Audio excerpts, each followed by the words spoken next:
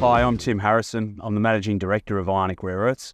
We're developing an ionic adsorption clay deposit in Uganda, a downstream strategy, and a magnet recycling business in the UK. Matt. Yeah, well, we're doing something different here. One, I'm being blinded by the sun, but two, we've got the backdrop of the city of Barcelona in Spain.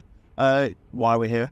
Well, it's nice and hot. We're here for the Rare Earth Industry Association conference, so global conference, growing association of like-minded groups trying to get rare earths into production. And a bigger turnout than last year's. Much bigger. So the association's growing substantially, and I think we've got 250 delegates here this year, so it's a big turnout.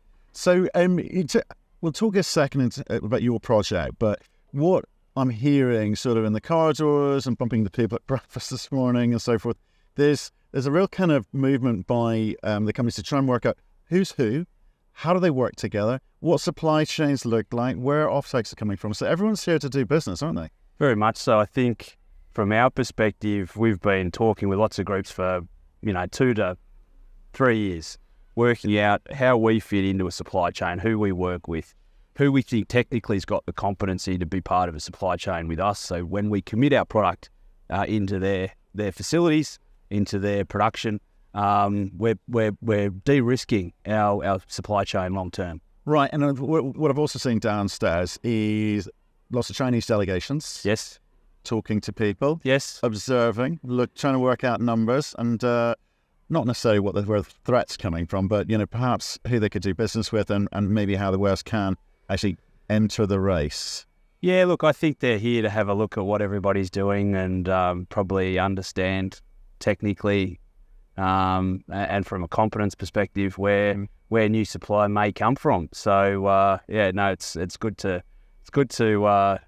I suppose have some discussions with them and find out what they're doing. Right. Okay. As much as we keep our cards pretty close to our chest. Okay. The other topic of conversation is, and it's affecting everyone globally, which is when you're moving into that kind of, trying to move into that production stage, you've got to finance the build. So not only is it about planning how do you build, who you're building with, and where's your stuff going, but you've got to pay for this thing. Money is expensive, not necessarily available, and I think rare earths is not immune to that. So are there any people here that perhaps have got a view on that? I think money's available for the right projects, right. The right strategic projects that can put magnet rare earths into supply chains now. So we're aware of several groups now that are very, very keen on magnet production within a couple of years. Yeah. Which means the right projects have to start construction shortly. So there's a motivation to make it happen. It's just, you've got to do the work. You can't take shortcuts. Absolutely. And nice segue. Belfast, how are things going? Very well. So very happy with the progress the team's made there.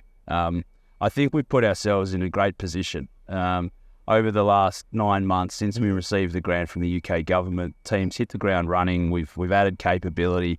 We're now producing separated magnet rare earth oxides. Right. With that, we can now have more meaningful engagement with our downstream supply chain partners on metal making, alloy making, and magnet making. Yeah. And I'm very confident that over the next 3 to 6 months, we're going to have real meaningful engagement on the supply chain from that material we're making in Belfast. Right, and just sticking with Europe, so obviously conversations in Europe, we've seen again in kind of the battery metal space, we're seeing governments get involved with grants, tax incentives, all sorts of money options available to you guys if you can present the right project. Just as you said a few seconds ago, are you advancing things along that lane? Look, I think there's money available, but you've got to be ready and you've got to know how much money to ask for. Right. You only get one bite of the cherry on this thing. Right. So I think we're looking at sort of the next round of funding, the next opportunity for support from governments on certainly with Ionic Technologies. Mm-hmm. I think the other very attractive thing about being in Northern Ireland is that we've now got access to investment not only from the UK government and Northern Ireland government, but through the Windsor framework, we've got the EU, and now with the Atlantic Alliance, the US. So we're in a very, very good spot to take advantage of those relationships and that desire to see, economic investment in Northern Ireland. Well, hope so. It's my home country. Need all the help we can get. Let's head back down to Uganda. The project, you put out PFS since I last saw you down in Cape Town. DFS. DFS, sorry. I said PFS, apologies. That's all right. DFS, down since I last saw you down in Cape Town. Its numbers were good. I think they're solid. Yeah, it's meaningful, right? Yeah. It's real. And I think the numbers have been designed, or the stage one approach. It's meaningful engagement with the supply chain. It's material we can put into a supply chain in early 25. Yeah. And it's a platform to grow. Yeah. So it's going to get larger. It just requires more work and more time. But it was important that we get that mining license application in.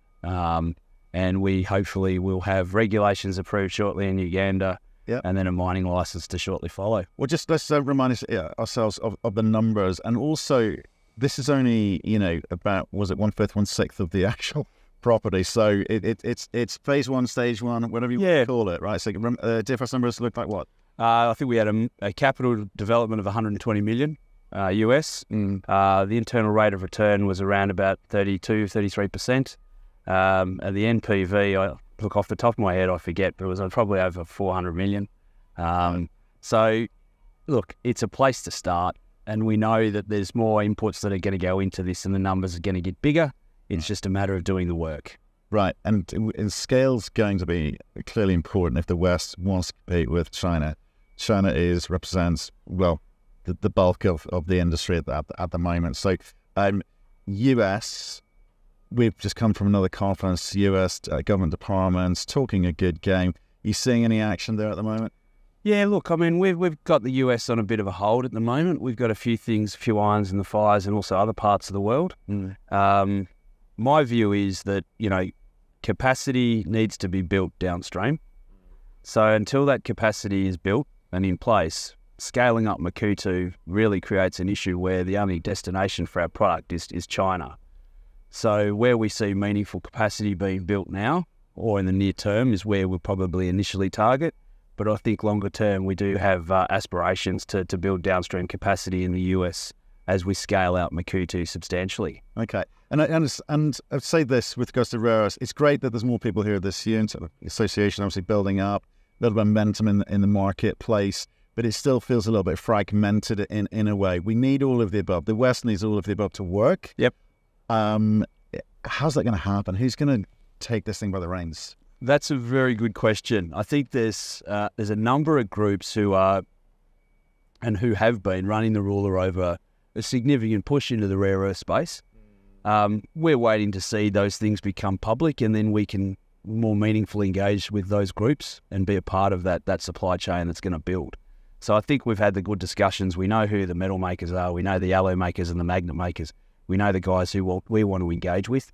We're excited by the opportunity and working closely with them around sort of how we can potentially scale Makuutu up to meet some of their growth ambitions in both Europe and the US and North Asia. So, a lot of interest obviously from the Japanese and Koreans because they do have some very good magnet technology, and we have a good offering that can complement what they're producing. Okay, and just for your shareholders, and I guess anyone looking in now, the growth component is definitely there. Yeah. You've got, it's good, but you've got a ways to go, which is good news for investors. And I think with the demonstration plant we're building at Makuutu now, we're going to get information that can fold back into a revision of a feasibility study, which helps us think about what does the potential Makuutu look like, which then helps us engage with our supply chain partners on metal making, alloy making, magnet making, to understand how much Makuutu can be a part of their needs.